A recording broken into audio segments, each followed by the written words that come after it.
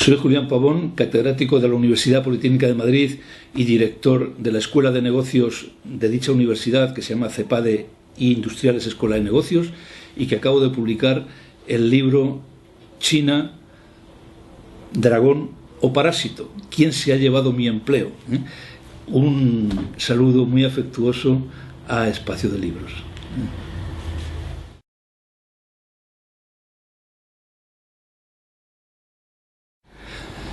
Pues por la experiencia personal de vivir en Plaza de Castilla, trabajar en Cuatro Caminos y ser mi lugar de tránsito Bravo Murillo. Entonces lo que estaba ocurriendo es que cada vez que paseaba por Bravo Murillo, pues me iba dando cuenta en los últimos años de que cada vez que se cerraba una boutique española, iba abriendo una tienda china. Y en esa tienda china solo trabajaban chinos, que vendían productos chinos hechos por chinos en China. Y ese es el modelo parasitario chino. Esos chinos luego canalizan el dinero que reciben de los españoles hacia China. Con eso van acumulando los chinos reservas, 3,5 billones de dólares en reservas, y con eso están comprando el mundo. Porque eso que yo estoy viviendo en Bravo Murillo se repite en otras muchas calles de Madrid, en cada una de las principales calles de todos los pueblos de España, y prácticamente en las principales calles de todos los pueblos y grandes capitales del mundo. Entonces realmente, claro, es un modelo que llama la atención, ¿no? O sea, de hecho, simplemente de la experiencia personal, porque yo después recibí a unos hipotéticos periodistas chinos que vinieron a hacerme una entrevista alarmados por el éxito que estaba teniendo mi vídeo sobre el modelo parasitario chino, y me preguntaron si yo había estado en China. Pues no, les dije, porque es que realmente yo no hablo de los temas de los chinos en China, yo hablo de los temas de los chinos en Bravo Murillo, y realmente es lo que, de hecho, como ejemplo de lo que está ocurriendo, pues se me ilustra perfectamente. Es el método inductivo que llamamos en la universidad.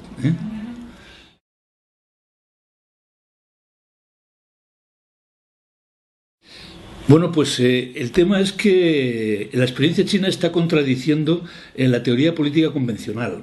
Hasta ahora se consideraba que la libertad de mercado inducía automáticamente la libertad política. Es decir, que era prácticamente imposible tener libertad de mercado sin libertad política, sin democracia. Bueno, pues los chinos están demostrando que es posible jugar con la libertad de mercado, sobre todo de puertas hacia afuera, y mantener un régimen autoritario comunista. Se han inventado el comunismo de mercado, que no tiene precedente en la historia, salvo el extremo opuesto, que es el capitalismo de Estado de los nazis. Es decir, realmente, de hecho, el comunismo de mercado actualmente de los chinos es simétrico del capitalismo de Estado de los nazis, pero, sin embargo, ideológicamente están en las antípodas. Ahora, en sus consecuencias y en su modo organizativo es muy similar. Control de los medios de producción fundamentales, y luego una cierta libertad de mercado que realmente permite inundar sobre todo los mercados exteriores con tus propios productos. Entonces, bueno, pues es una experiencia inédita, que no tiene más de 30 años de existencia en el mundo, el comunismo de mercado, y resulta que, contra todo pronóstico, está siendo un impresionante éxito.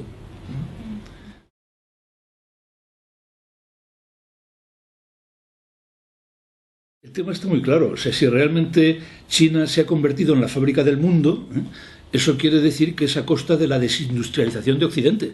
Es decir, si realmente las fábricas se han ido trasladando paulatinamente a China, esto supone que realmente en Occidente se han ido cerrando fábricas que han ido trasladando su producción a China. Por lo tanto, el efecto inmediato es sobre el empleo. O sea, realmente en estos momentos buena parte del desempleo en la Unión Europea, más de 20 millones de desempleados, solo en la zona euro más de 17 millones, de los cuales 5 millones son españoles, pues tienen su origen en China. Indudablemente no es la causa única del desempleo en España. Está el tema de la burbuja inmobiliaria, está nuestro modelo productivo, pero una parte importante sí es el desplazamiento de la fábrica del mundo hacia China.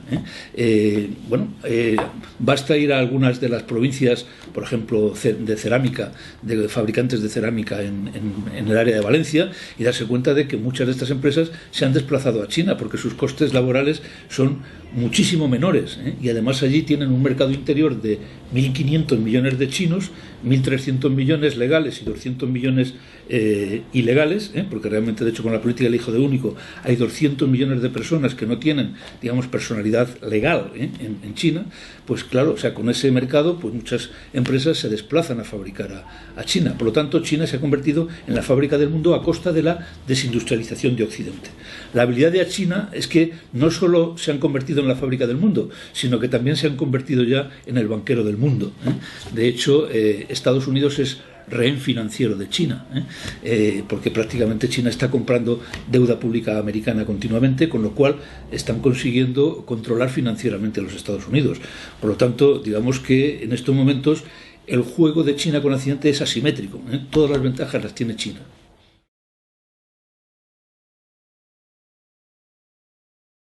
Creo que realmente se están tratando los problemas actuales como si fueran problemas de un cambio de ciclo cuando estamos ante un cambio de era.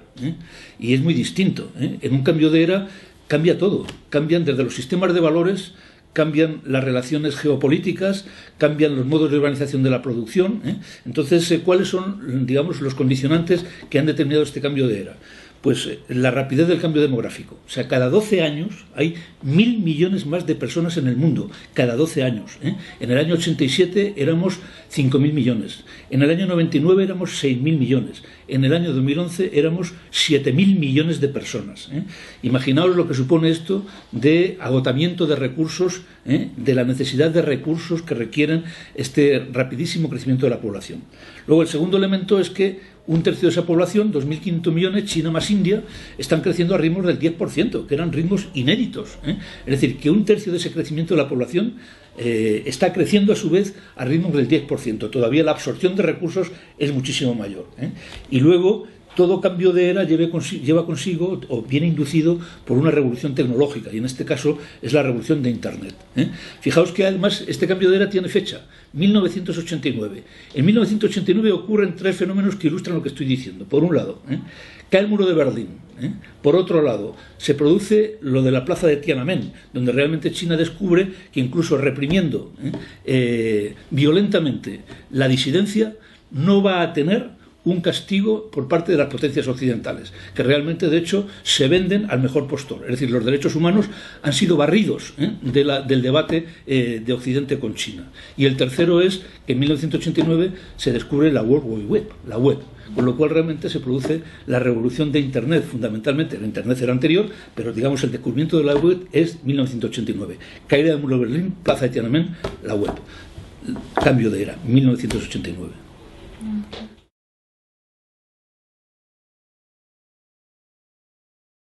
Bueno, o sea, China en estos momentos, claro, no son comparables. Es que realmente una de las cosas que tenemos que aprender es que está habiendo, con este nuevo cambio de era, un redimensionamiento de los países. De la misma manera que en un momento determinado el paso de la edad feudal a la edad moderna, pues supuso el cambio de los estados feudales a los estados nacionales, es decir, los reyes católicos suponen la barrida del estado nacional de la Edad Media y entramos en la Edad Moderna con el concepto de nación.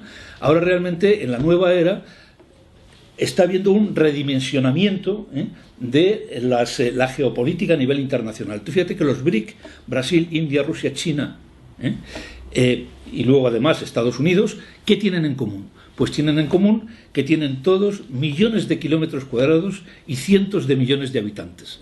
Bueno, esta es la dimensión con la que realmente, de hecho, hay que enfrentar, digamos, la batalla por el protagonismo económico y la hegemonía económica y social y política en el siglo XXI.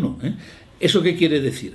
Que Europa se une para conseguir 3 millones de kilómetros cuadrados y 500 millones de habitantes, con una unión económica, fiscal, bancaria y sobre todo política, o no tiene nada que decir en el siglo XXI en el concierto internacional. La Europa del siglo XXI desunida acabará en la insignificancia. Por lo tanto, si realmente queremos competir con Brasil, India, Rusia, China, Estados Unidos en el siglo XXI, o vamos a una Europa unida política y económicamente, o realmente, de hecho, tenemos perdida absolutamente la batalla económica, la batalla tecnológica, la batalla política del siglo XXI.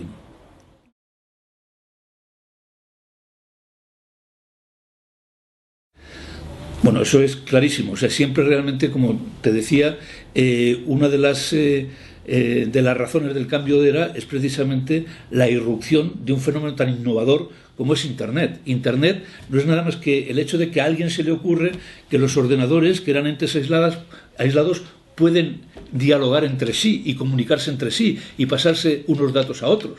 Empieza con un proyecto militar que se llamaba ARPANET, y luego realmente se convierte ya en un proyecto civil que es Internet.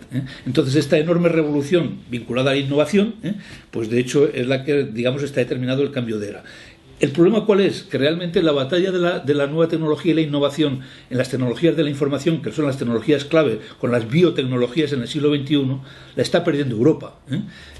¿Por qué? Nuevamente porque realmente está haciendo esfuerzos desunidos. O sea, realmente, de hecho, Europa tiene una enorme capacidad tecnológica, unos magníficos profesionales, unas magníficas universidades. Sin embargo, sus recursos siguen siendo recursos dispersos frente a lo que ocurre en Estados Unidos o en China, por ejemplo. Y entonces nos damos cuenta de que las empresas pioneras en esta nueva era son Google, Amazon, Facebook, Twitter, que son todo empresas americanas, Microsoft. ¿Dónde están las empresas europeas? Bueno, pues realmente ese es el gran desafío que tiene Europa. Por eso digo que Europa o se une y une todas sus capacidades para hacer frente a los enormes desafíos económicos y tecnológicos del siglo XXI, o tenemos la batalla perdida. Y la mejor prueba es cómo las principales empresas de Internet están controladas absolutamente por los Estados Unidos, y ahora está irrumpiendo China, que realmente de hecho está haciendo la competencia con sus propias empresas a Estados Unidos, aprovechando que ellos tienen un mercado interno de 1.200 a 1.500 millones de personas.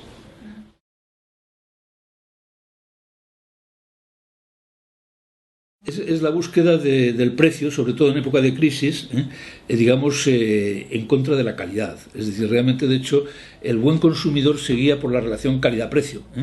El mal consumidor seguía, o el consumidor, digamos, que no tiene otra alternativa, seguía exclusivamente por el precio. Si el consumidor se orientara por la relación calidad-precio, iría seguramente a productos distribuidos por empresas españolas. Sin embargo, realmente, como en estos momentos de crisis, pues el precio se ha convertido en un factor determinante, pues ha aumentado muchísimo, digamos, el consumo de los bazares chinos, donde todo el mundo sabe que la calidad no es una calidad contrastada, donde realmente, digamos, se reciben, por ejemplo, en el polígono de Cobo Calleja, allí en Fuenlabrada, pues cada mes 400 contenedores procedentes de China, de productos chinos, que realmente la mayor parte de ellos no han pasado por controles de calidad, y por lo tanto realmente pues tienen una calidad seguramente en muchos casos defectuosa, pero como realmente la gente se orienta por el precio, pues entonces se van a la búsqueda de los precios más baratos en los bazares chinos.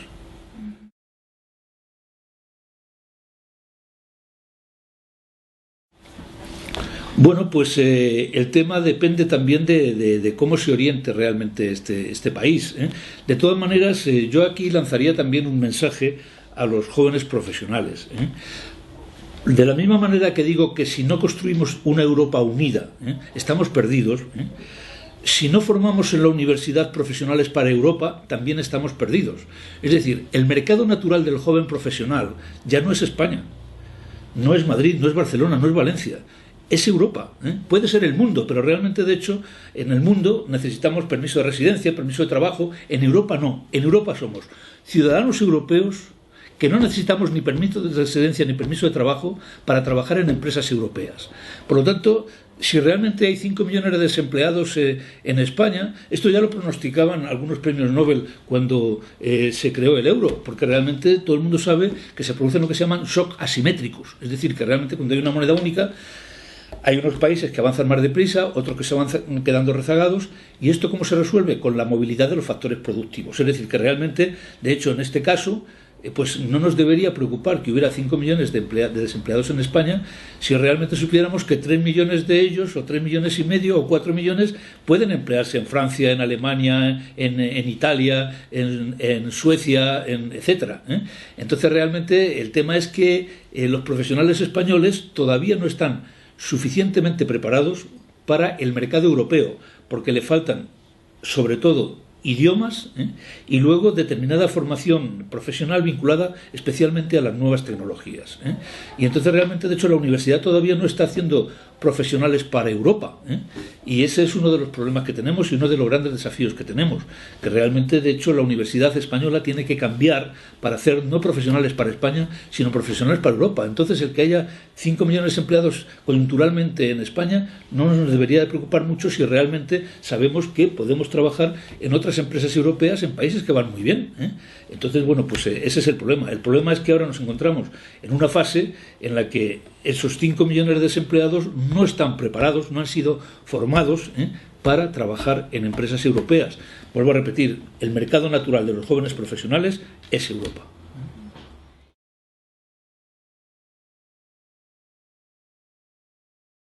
O sea, si realmente, de hecho, está bien que tengamos trabajo, pero hasta un cierto límite. Es decir, que realmente yo recuerdo que en la contracultura de los años 60 lo que se reivindicaba era la civilización del ocio. Cada vez menos trabajo y más ocio para poderte realizar más personalmente.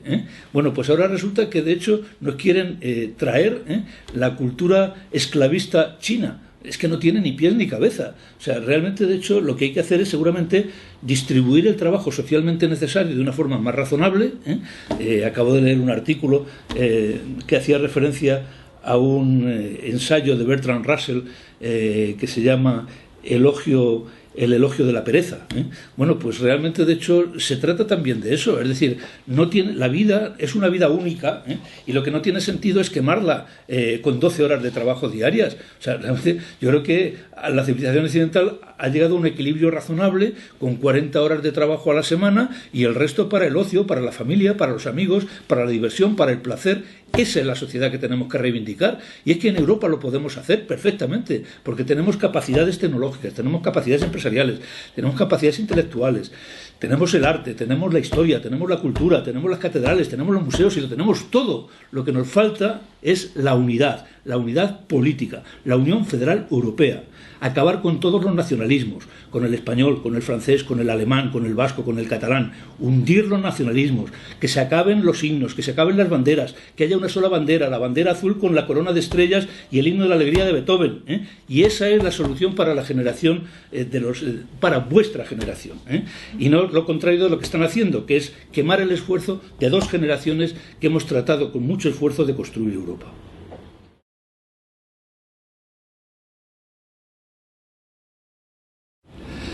Bueno, no directamente. Es decir, yo creo que realmente son problemas independientes. Lo que pasa es que son simultáneos. El problema es que a España realmente nos han, digamos, ocurrido pues 2 desgracias simultáneas, la de la burbuja inmobiliaria y la crisis de la deuda, que eso sí tiene que ver realmente, de hecho, pues con malas políticas económicas del anterior gobierno, desastrosas políticas económicas del anterior gobierno, y luego el tema de la desindustrialización que nos está provocando China.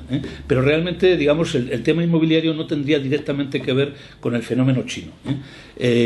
Respecto del modelo neoliberal, yo en el libro no me confieso ni de ninguna de las sectas. No soy neokeynesiano ni pertenezco a la secta neoliberal. Creo que realmente los dos, como lo explico también en el libro, han tenido su época gloriosa, donde realmente las aplicaciones de sus recetas han funcionado perfectamente bien, académicamente tienen un número equivalente de premios Nobel, y realmente de lo que se trata es de aprovechar las recetas mejores de los neoliberales y las mejores recetas de los keynesianos. Yo lo que digo es que realmente los problemas se derivan de los excesos, del exceso del modelo neoliberal que llevó a la desregulación financiera absoluta, con lo cual nos ha llevado al caos, como hemos visto con Lehman Brothers, pero ahora lo estamos viendo también con el Barclays en Inglaterra, y por otro lado los excesos del modelo keynesiano, con el señor Zapatero, digamos, aplicándolo a mansalva, considerando que realmente lo que gobernar es gastar, cuando gobernar no es gastar, es administrar, que es una cosa muy distinta.